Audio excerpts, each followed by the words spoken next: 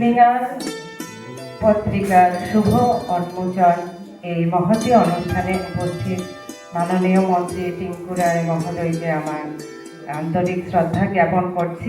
পাশাপাশি এখানে উপস্থিত বিভিন্ন গ্রাম পঞ্চায়েত থেকে উপস্থিত প্রধান, উপপ্রধান এবং বয়োজ্যেষ্ঠ সবাইকে আমার শ্রদ্ধা নিবেদন করছি এবং ভালোবাসা জানায় আমার স্নেহের ছাত্র অমিতকে। সে ছোটবেলা থেকেই ছিল এইসব বিষয় নিয়ে। তখনই আমি বলেছিলাম যে তুমি খুব বড় একটা জায়গায় গিয়ে পৌঁছবে। আমি ওর জন্য খুবই গর্ববোধ করছি। পাশাপাশি আমি একটু ভীত, যেহেতু মন্ত্রী মহোদয় সামনে বসে আছেন। যদি কোনো ভুল ত্রুটি হয়ে থাকে সবার কাছে আমি ক্ষমা চেয়ে নিচ্ছি।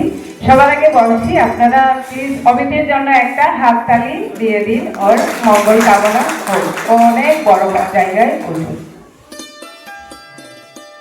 আমার স্বরচিত একটা কবিতা, একটু সময়ের মধ্যেই আমি বানিয়েছি, জানি না কেমন হয়েছে। কবিতাটির নাম হচ্ছে মান ও হুঁশ।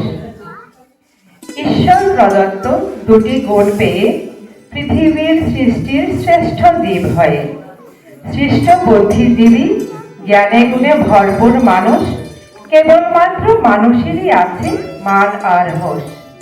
আজ সভ্যতার যুগে আধুনিকতার দৌড়ে মান ও হুঁশ কোথায় যেন যাচ্ছে উড়ে।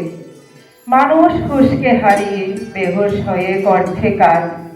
মানুষ মানুষের প্রাণ কেড়ে নিতে ব্যস্ত আজ। মানুষ মানুষের দ্বারাই হচ্ছে বিতাড়িত, মানুষ মানুষের জন্যই হচ্ছে নির্যাতিত। কোথাও চলছে কেবল যুদ্ধ আর যুদ্ধ, কত মানুষ হচ্ছে নিহত, অশান্তির অনলে হচ্ছে ক্ষুব্ধ।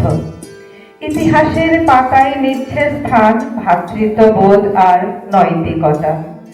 মানের অধিকারী মানুষ আজ যাচ্ছে ভুলে সততা।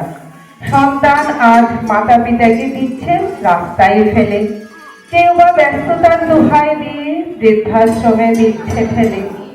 মানুষ হয়ে অমানবিক কাজেও নেই তো কোনো ভ্রুক্ষেপ, নারী নির্যাতন নারী ধর্ষণ করেও নেই কোনো আক্ষেপ। পেশা ও নেশার জোয়ারে মাতোয়ারা বেহুশ মানুষ, ভালো মন্দ যাচাইয়ের থাকছে না কোনো হোশ। ভোগ বিলাসের স্বার্থেই করছে পরিবেশকে বিষাক্ত। আজ নির্মল পরিবেশ বিলুপ্ত, পৃথিবী আজ উত্তপ্ত।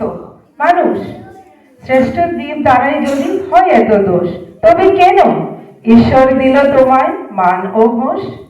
মান ও হুঁশকে নিয়ে আসা যখন এই সুন্দর ভুবনে, সুকর্ম সৎকর্মই হোক তবে ব্রত এই অমূল্য জীবনে। মানুষ চলো আমরা সবাই সময় থাকতে শুধরে যাই, ভবিষ্যৎ প্রজন্ম যেন সুন্দর শান্তিপূর্ণ পৃথিবী উপহার পায়। ধন্যবাদ।